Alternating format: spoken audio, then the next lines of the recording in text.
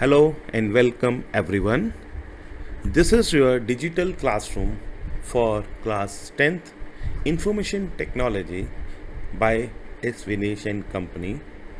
And let's start with unit 9 of our syllabus, that is maintain healthy, safe and secure working environment.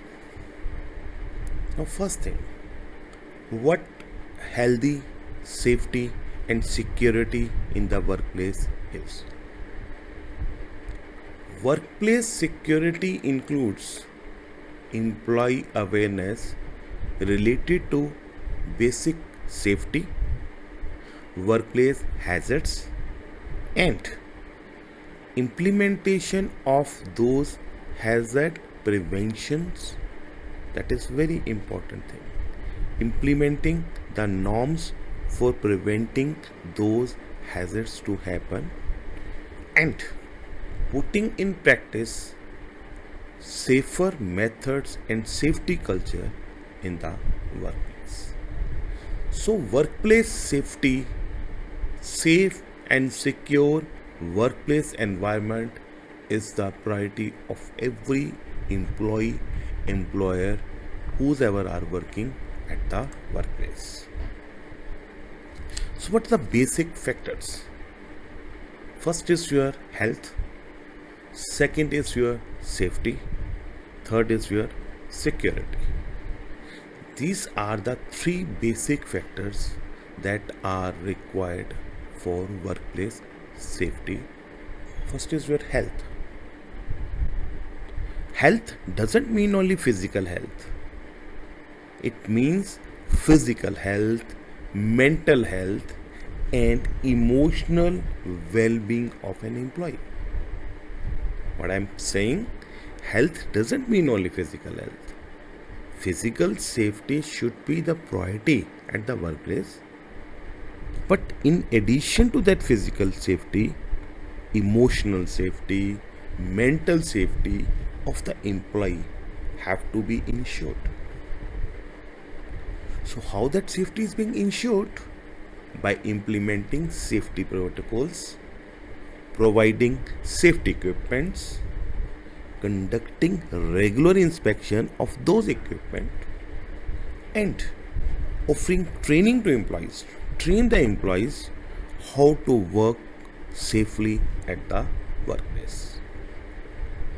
And security also involves protected employees, employer, assets of the organization from various threats like fire, theft or unauthorized access. So why these are required? Why these safety, health and security programs are required? There are the reasons for their requirement. And first and foremost is they reduces workplace accidents. They reduce strain related injuries like back pain or some other kind of problems. If we provide a safe and secure working environment to employees, then their stress is being reduced and it provides psychological support. Safe environment means work productivity will increase, productivity of that organization will increase and it will minimize disruptions. If you provide a safe working environment to an employee, they remain committed and loyal to that organization. And when employees who are the backbone of an organization, they are loyal. They have a safe working environment. Then those employees, they are less likely to leave that organization. So what are various workforce safety hazards? What are the sources of potential damage, harm or adverse health effects to someone who work in that environment? First, physical hazards. Under this physical hazards, we have got slips, trips, falls. Other is exposure to harmful substances. If you have got a confined workspace, that is also a problematic thing. You should have open workspace where employees can move. That is a basic requirement. Example of physical hazards can be related to electricity also. Extreme temperature, low or high temperature, and exposure to toxic materials. So these are the examples that cause physical hazard to the employees in an organization. Second is your ergonomic hazards. They refer to the factors in the workplace environment that can lead to physical discomfort and strain due to improper workplace design, repetitive motions, or awkward postures. Like, look at this fellow. He's doing the work on computer, and in sitting in this particular posture, it will affect the backbone of the employee. It will have a strain on the backbone of this employee because continuously sitting in this particular posture affects the health of an employee. Like this way, this way, this way. Look at all these postures. These can affect muscles, tendons, ligaments, nerves, and joints, leading to injuries such as strains, sprains, etc. Biological hazards.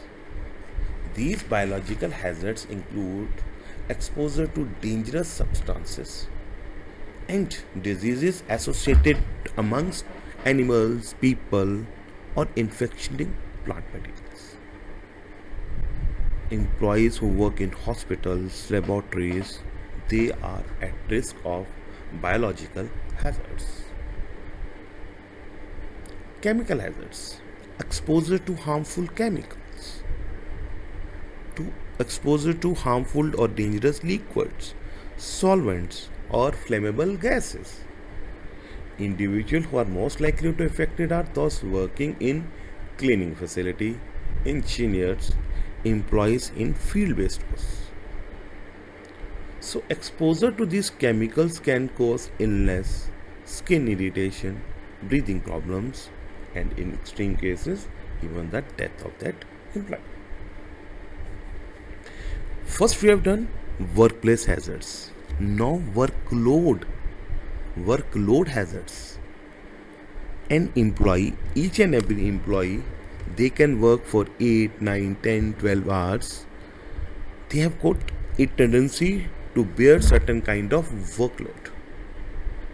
And these hazards, they include issues that can cause stress, strain, such as workload, even violence or aggression.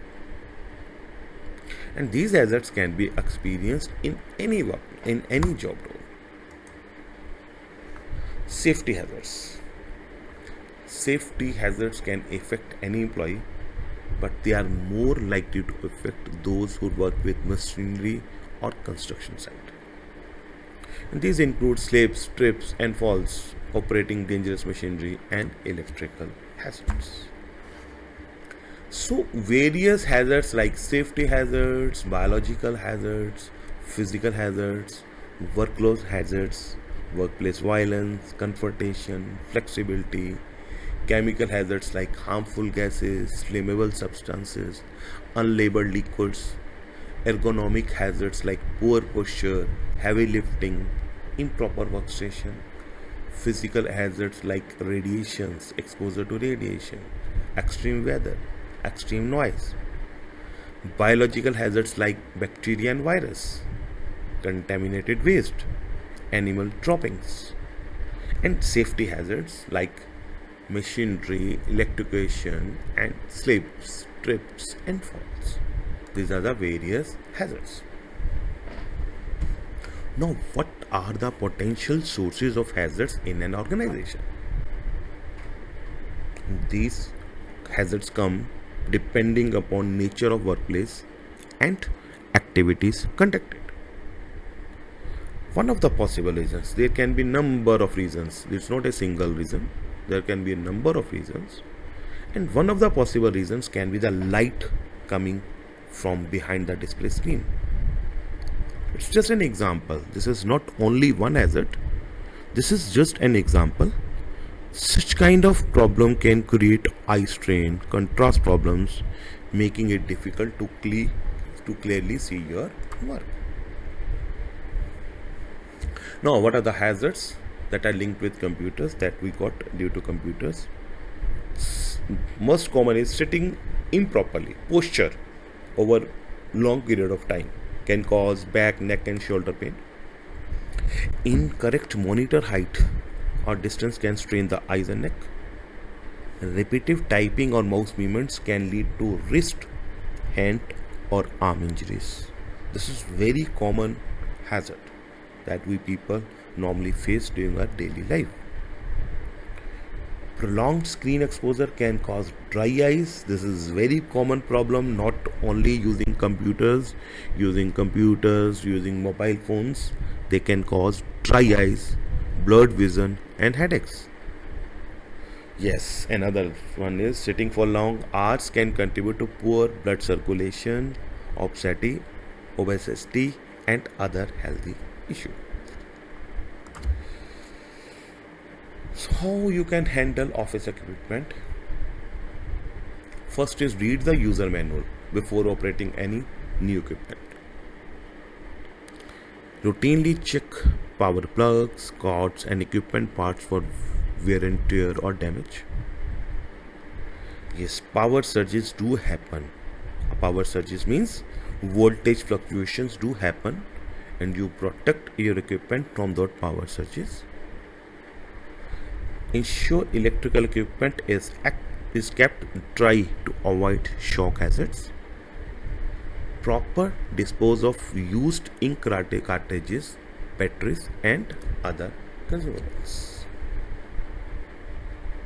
So how you can handle those objects? First is don't lift or move heavy objects without proper procedure or technique. Place heavy or frequently used items at waist level to reduce the need of bending or stretching. If possible, divide the load into smaller, more manageable parts and switch between tasks to reduce strain from repetitive movements. And most important is perform stretches to improve your flexibility and reduce muscle tensions. So what are the different kind of stress that occur at workplace? Because this stress can impact productivity, health and morale of an employee. So common workplace stresses are like can be interpersonal conflict between employees, physical discomfort because of sitting posture or lifting heavy items, an employee doing multiple tasks at a time, and disorganization. Your work is disorganized. It can also lead to the stress at the workplace. Now, what are the quality measures that we see at the workplace? These quality measures are specific standards, matrices, and practices used to assess and enhance the quality of workplace environment. And these quality measures are being designed to create a safe, secure, productive, satisfying atmosphere that supports employees' well-being and aligns with the organization goals. And these measures focus on providing clean air, water, and soil, and eliminating or controlling pollution from this air, water, and soil. Clean air, clean water, clean soil is the basic necessity of any human being. So every organization should provide air quality monitoring regularly measuring indoor air quality and installing proper ventilation system to ensure clean air for employees. Those organizations where emission of hazardous gases is being done, they should limit emissions from equipment, manufacturing process or vehicles. Waste management is related to each and every organization. Each and every organization should have a policy for recycling, proper disposal of waste and reducing waste production. This is again, next point is related to each and every organization. Use of eco-friendly materials. Using low toxic or environment safe material in production and cleaning process should be the goal of every organization.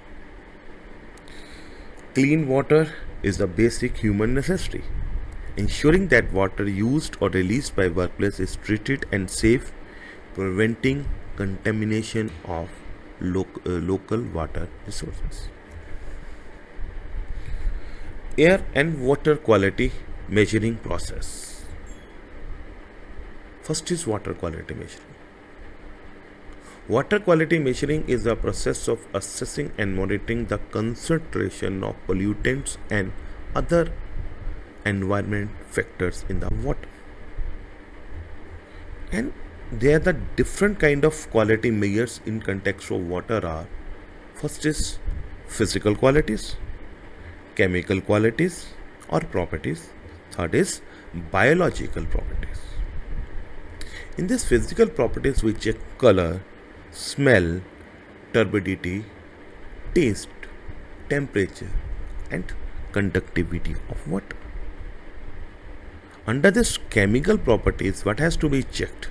pH value of water, dissolved oxygen in the water, this nitrate, phosphate and heavy metals like lead or mercury in the water. This has to be checked. This has to be within the prescribed limit to find the water quality.